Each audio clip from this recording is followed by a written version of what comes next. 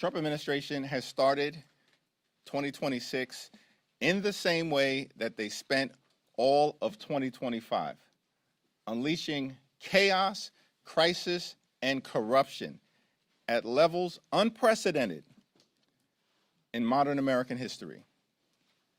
The Trump administration has not done a damn thing throughout its entire time in office to make life better for the American people. Donald Trump and the administration and the Republican extremists, they promised all of 2024, when they were on the campaign trail trying to get power, that they were going to lower costs. In fact, it was Donald Trump who said costs would go down on day one of his administration. A year later, costs haven't gone down in the United States of America. Costs have gone up. The affordability crisis is not a hoax. It is very real. Housing costs out of control, grocery costs out of control, utility costs out of control, child care costs out of control, and health care costs out of control. This week, as a result of a Democratic-led effort, the House of Representatives will vote on bipartisan legislation to extend the Affordable Care Act tax credits so we can prevent tens of millions of Americans from experiencing dramatically increased premiums, copays, and deductibles this month. Increases that in some cases could result in everyday Americans paying $1,000 or $2,000 more per month. Completely and totally unacceptable in the United States of America, the wealthiest country in the history of the world. House Democrats are going to continue to fight to lower the high cost of living, fix our broken health care system, and make life better for everyday Americans. While Donald Trump and the administration is off starting wars, most recently connected to the unauthorized military action in Venezuela. This wasn't a law enforcement action. They're lying to the American people when they say that. It was an unprecedented military action. And yes, in fact, it is the case that Maduro is a bad guy, a dictator, someone who was not the legitimate head of government or head of state in Venezuela. We also know that the future of the Venezuelan people should be determined by the Venezuelan people, not by Donald Trump, Pete Hegseth, or Stephen Miller. Are you kidding me? These people don't even know how to run the United States of America. And we're supposed to believe that there's any credibility to the notion that the Trump administration is going to run Venezuela, a country of 30 million people in South America. The American people reject the possibility of another unjustified foreign war that seems to be on the horizon because of Trump's desire to reward big oil in the United States of America, while continuing to not do a damn thing to make life better for the American people. Questions? Mr. Leader, thank you, and Happy New Year. You used the term unauthorized and unprecedented, but do you believe the administration's actions in Venezuela were illegal? And if so, what actions are Democrats prepared to take? We're going to have a conversation with the administration within the hour when the leaders of the House and Senate on a bipartisan basis are going to be briefed at the highest levels by so-called Secretary of Defense, Attorney General, as I understand it, the Secretary of State, the Chairman of the Joint Chiefs of Staff, and the CIA Director. There are a lot of questions that need to be answered on behalf of the American people. So that's the next step that's in front of us right now. What's clear is that the administration took military action without congressional approval. It was military action, not a law enforcement action, despite what members of the administration are claiming right now. And the notion that the American people are supposed to believe that the military action that the Trump administration took had anything really to do with a counter-narcotics effort is belied by the fact that it was Donald Trump just a few weeks ago who pardoned the former president of Honduras, who's one of the world's leading narco traffickers. The former president of Honduras was convicted by an American jury of narco trafficking, of jamming more than 400 tons of cocaine into the United States of America. He was sentenced after being convicted by an American jury to 45 years of hard time in federal prison. Former president of Honduras said he wanted to jam cocaine down the nostrils of the gringos. And this is the person that Donald Trump pardoned? And the American people are now supposed to believe that this whole situation that has unfolded in Venezuela has anything to do with a counter-narcotics operation? Get lost. Thank you, Mr. Leader. Happy New Year. You've been critical of some of the briefers who will be speaking to you this afternoon, Pete Hegseth, Pam Bondi, Marco Rubio. You've also been critical of some of the previous classified briefings you've received from the administration. What's your level of confidence going into this particular briefing that you'll get the answers that you say you and House Democrats are seeking on behalf of the American people, when these are the same officials who have briefed you in the past and you've been critical of the information that they provided?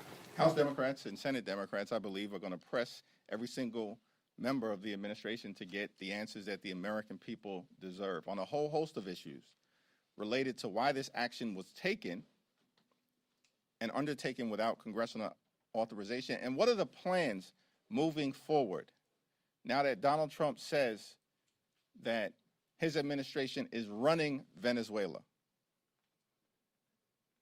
And Donald Trump had the nerve to dismiss the popular opposition leader of Venezuela, said that she was not popular, did not have the support of the Venezuelan people. Donald Trump does not have the support of the American people. He's historically unpopular. And yet he's questioning the legitimacy of who should actually succeed the deposed former president of Venezuela. So there are a lot of questions that need to be answered today by the highest levels of the administration, and later on this week when the entire House and the entire Senate will be briefed. President Trump has now floated the possibility of U.S. intervention in now Cuba, maybe Colombia, and Greenland. Are these issues that you expect to come up at the briefing today? Yes. And there is no military action that should be taken in Venezuela, in Greenland, in Panama, in Canada, in Cuba, or anywhere else on this globe without explicit approval by the United States Congress. That's our position. And we're going to work hard to make sure that we pass the legislation necessary to deal with an administration that is clearly out of control and not focused on actually doing the things domestically that are designed to make life better for the American people. with regards to the discharge petition vote coming up later this week, do you believe if that passes the House, it can actually become law and further bring down healthcare costs for the American people? Well, House Democrats are working hard in partnership with a handful of our Republican colleagues to make sure that we can move the legislation forward this week on a bipartisan basis to protect the health care of tens of millions of Americans, everyday Americans, middle-class Americans, and working-class Americans. When we successfully move that legislation out of the House, I do believe that a straightforward extension of the Affordable Care Act tax credits, similar to the bill that will be moving in the House, is the one piece of legislation that we know has bipartisan support by a majority of U.S. senators. Every single Senate Democrat and at least 4 Senate Republicans who have previously voted for a 3-year straightforward extension of the Affordable Care Act tax credits. There is no reason why this legislation, upon successfully being voted out of the House, shouldn't be taken up immediately by the Senate and passed. The only obstacle is John Thune and Senate Republicans who want to play procedural games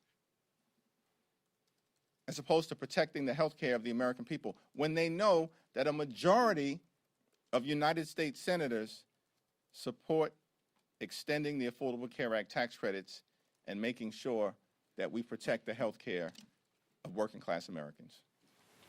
Thank you, Congressman. Is there any concern that what's happening with Venezuela will overshadow the work that you guys have on the ACA, the work that you're doing on affordability and other issues like that? From the very beginning of this administration, Donald Trump and their strategy, their flood the zone strategy, has been to wear America down so they can tear America down. This is not new. This has been the reality of the chaos, the confusion, the corruption, the crisis that has characterized the Trump administration since the very beginning. And we're going to have to continue to navigate our way through all of the challenges that are thrown at the American people, and eventually to end this national nightmare and continue this country's great march toward a more perfect union. We're starting the week. We have to deal with extending the Affordable Care Act tax credits. We will. We're going to confront the administration as it relates to actions that they took connected to Venezuela and the possibility that they're going to send additional troops into Venezuela, which is a non-starter, future military action, a non-starter. Why are we engaging in this kind of aggressive military behavior on behalf of big oil companies that make billions of dollars of profit each and every year at the same period of time when electricity bills in the United States of America are out of control because of what Donald Trump and Republicans did in their one big ugly bill, when they decimated the clean energy economy. And ever since that point, electricity bills have been skyrocketing across the United States of America. And instead of Donald Trump and Republicans focusing on those cost of living issues, once again, we see Republicans trying to reward their billionaire donors, just like they did in the one big ugly bill, while they were gutting Medicaid at the same period of time. Tomorrow there'll be a hearing that we hold to mark the 5-year anniversary of January 6th, a horrific attack on the United States Capitol that was part of the MAGA extremist effort to halt the peaceful transfer of power. And these people in the administration, they want to lecture the world about democracy when they're undermining the rule of law at home, as we all will be powerfully reminded about tomorrow. And here's the other thing that has to happen this week. We're going to make clear to the American people, on the one hand, the Trump administration promised to lower costs on day one. Costs haven't gone down, they're going up. The Trump tariffs are totally out of control. And as a result, everyday Americans are experiencing thousands of dollars of additional cost per year because of the Trump tariffs and the failure to keep your promise to lower costs. Here's what Donald Trump did do on day one. Pardoned hundreds of violent felons who brutally beat police officers on January 6th, and then released those serial criminals into communities all across the country, many of whom have reoffended in horrific ways, including rape, child pornography, and violent assault. And we're going to document all of that for the American people tomorrow on the 5th year anniversary of January 6th. Thank you, Mr. Leader. Some members of your caucus have been significantly less critical of Maduro than you just were, and you were in your statement. They've called his capture a kidnapping, and they have treated him as if he's the legitimate leader of the state, whereas both the former and current administrations have said that he is an illegitimate leader of Venezuela. Is it a mistake for Democrats to support not support Maduro's removal from power? I've been very clear about my views in terms of Maduro, his legitimacy, and the fact that he has clearly oppressed the Venezuelan people. We want a bright future for the Venezuelan people. It's a great country that's been decimated by the Maduro regime. Nobody is disputing that. But no one's also disputing the fact that the overwhelming majority of Americans do not support another failed foreign war, putting our men and women in uniform at risk. And the American people certainly do not support the notion that Donald Trump and his cronies like Stephen Miller, who's a joke and a toxic embarrassment, are going to run Venezuela, a country of 30 million people. Are you kidding me? They're talking about making Venezuela great again. They haven't been able to make America great again. America's a wonderful country. We have challenges that we have to solve on behalf of working class folks in this country. And the Trump administration, throughout this previous year, into this year, has failed to do a damn thing to make life better for everyday Americans. And perhaps they should actually take heed of the fact that the American people, in election after election after election, are rejecting them, rejecting their extremism, and embracing the Democratic commitment to addressing the affordability crisis, as opposed to Republicans continuing to jam their failed extremism down the throats of the American people. Things just continue to go from bad to worse as it relates to the administration. Hopefully this week, as a result of Democratic leadership, in partnership with some of our Republican colleagues who are prepared to do the right thing on extending the Affordable Care Act tax credits, we can deliver some good news for the American people. Thank you, Mr. Leader. You said that the future of Venezuela should be determined by Venezuelans. What exactly do you mean? Are you calling for new elections in Venezuela? Listen, the top line principle, which should not be in dispute, is that we need free and fair elections in Venezuela, and the future of the country should be determined by Venezuelans.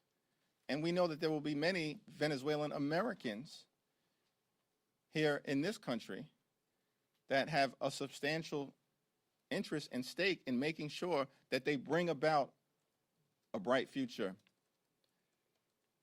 in Venezuela. We support that in its entirety. But that cannot mean continued military action that's rogue, that doesn't seek congressional approval,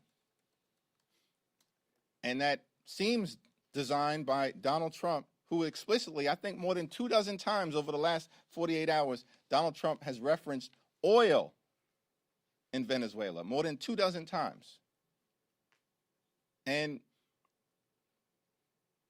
that's not something that the American people are interested in seeing. Lives lost from our men and women in uniform and involving ourselves in another quagmire similar to what happened in Iraq and Afghanistan. That's beyond dispute. The American people aren't with it. House Democrats aren't with it. And the last thing in the world we need to see is the Trump administration running Venezuela. Focus on the American people and actually solving the many challenges that we have here in our country, which you have failed to do since being inaugurated on January 20th of last year. Thank you, Leader Jeffries. The president said he didn't notify Congress of the Venezuela operation because Congress might leak it. What's your response to that?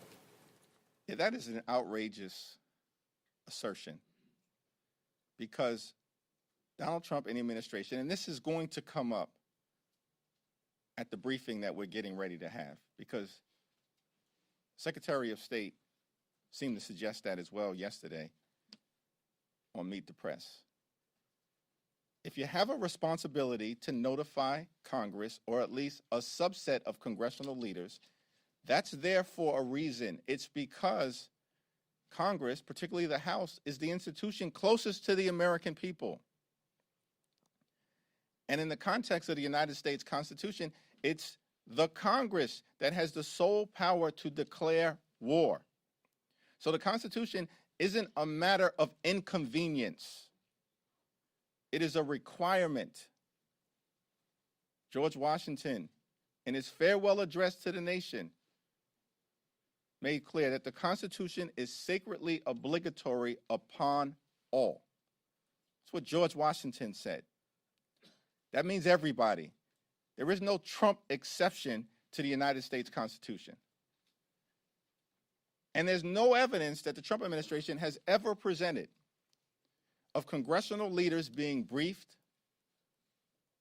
in a classified setting and that information then being leaked in a way that undermined America's national security interests. The question that we're dealing with right now is, how was this military action taken by the Trump administration going to advance the national security interests of the American people? We still don't have any answers as it relates to what should be a fundamental guiding principle whenever this type of extraordinary military action is taken. Congressman Pat Ryan and some other members of your party have insinuated that the Trump administration, Secretary of State Rubio, lied to Congress in December about the administration's war aims in the last all-member briefing. Do you believe that the administration has lied? The administration certainly is going to have to try to reconcile its prior statements that were both publicly made and made directly to Congress, that regime change was not an aim of this administration. That's what they said.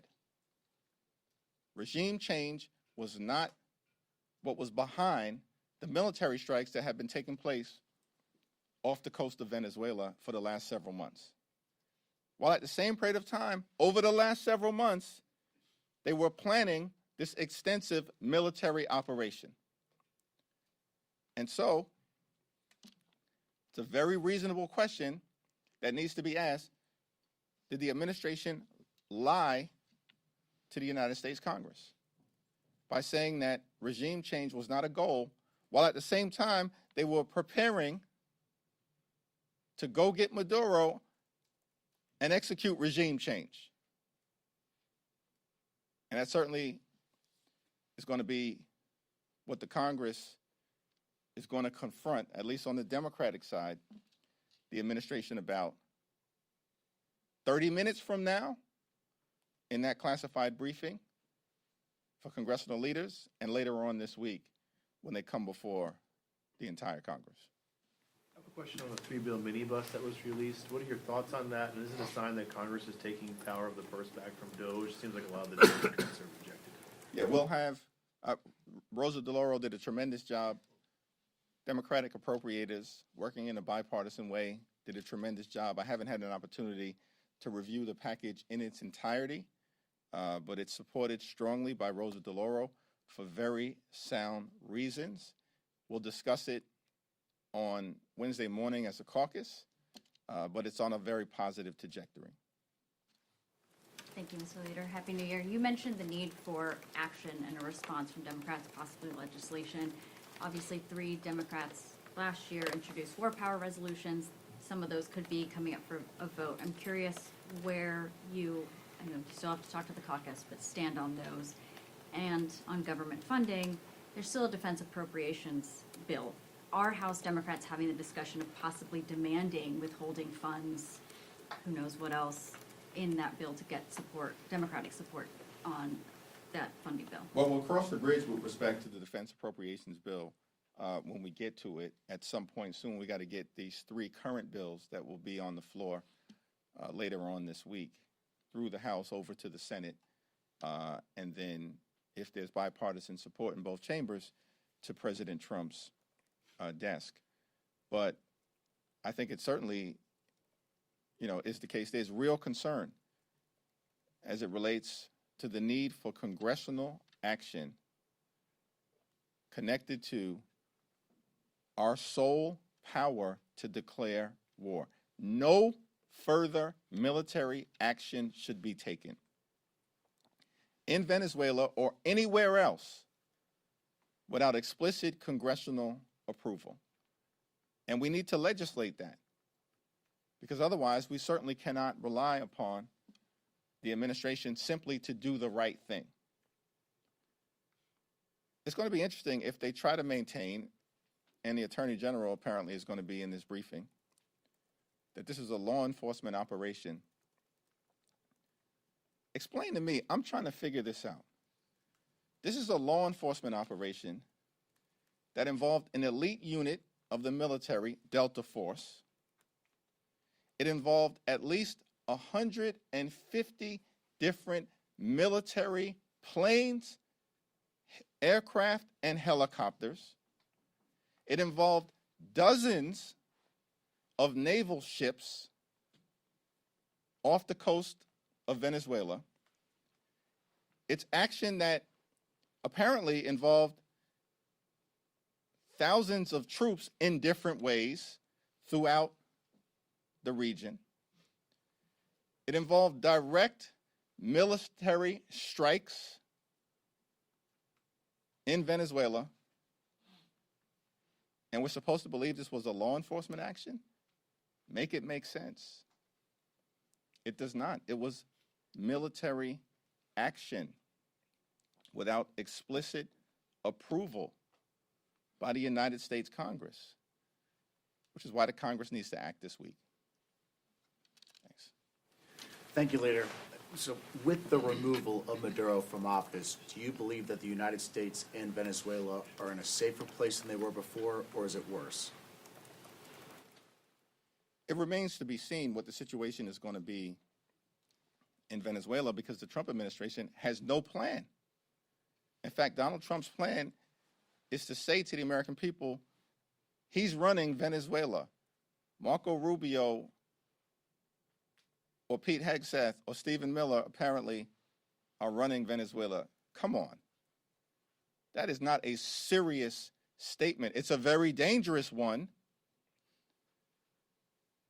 And the American people want no part of the Trump administration running a different country. It's in violation of international law, the notion that the Trump administration are going to run a sovereign nation of 30 million people in South America.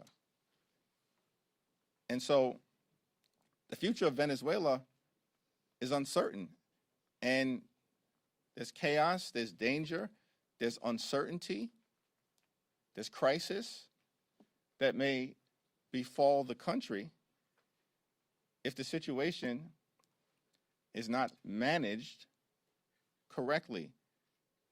The future of Venezuela should be determined by the Venezuelan people, period, full stop. In terms of whether America is better off, America would be better off if Donald Trump and the administration decided to actually focus on making life better for the American people, as opposed to the chaos, the crisis, the corruption that we continue to see and have seen in this country since day one of Donald Trump's presidency. House Democrats are determined to make life better for the American people. We believe in this country, when you work hard and play by the rules, you should be able to live an affordable life, a comfortable life, live the good life, not too complicated. Good paying job, good housing, good health care, good education for your children, and a good retirement. We need to lower the high cost of living. We need to fix our broken healthcare system, and we definitely need to clean up the corruption that we continue to see in real time from this administration so we can deliver a country that actually works for everyday Americans. Thank you, everyone.